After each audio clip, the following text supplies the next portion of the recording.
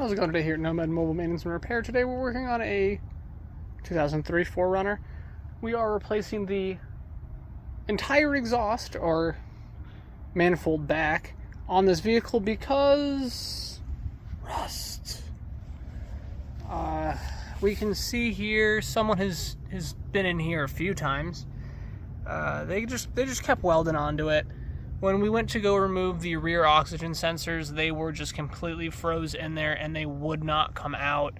And even the front oxygen sensor, the other one that we were able to get out, that one separated the threads from the catalytic converter bung. We do have one good sensor at least, so I mean, small victories.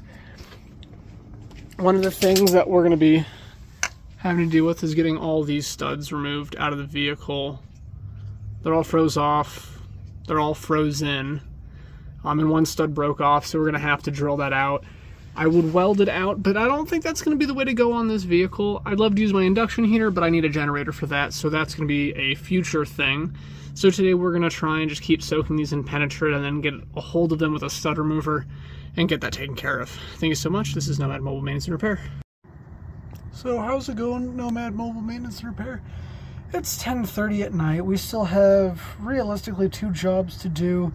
One is just an inspection on a hydraulic cylinder that's leaking.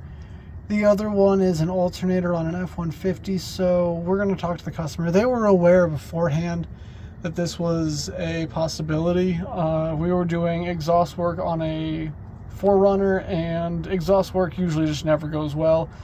We have aftermarket catalytic converters on here, and they're great and all, but yeah, that doesn't line up at all, and that's in the correct position. I do appreciate how cheap they are, but they definitely have some issues, so that's just something to keep in mind when getting catalytic converters, is they don't always fit quite right, and you're going to have some issues. I have this currently on my Land Rover that the exhaust is just tilted away enough that I've got an exhaust leak that I can't fix, which is super annoying.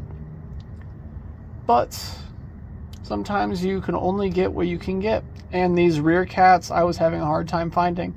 So this is what we ended up getting, is a non-OEM set. So thanks so much for joining us. This is Nomad Mobile Maintenance and Repair.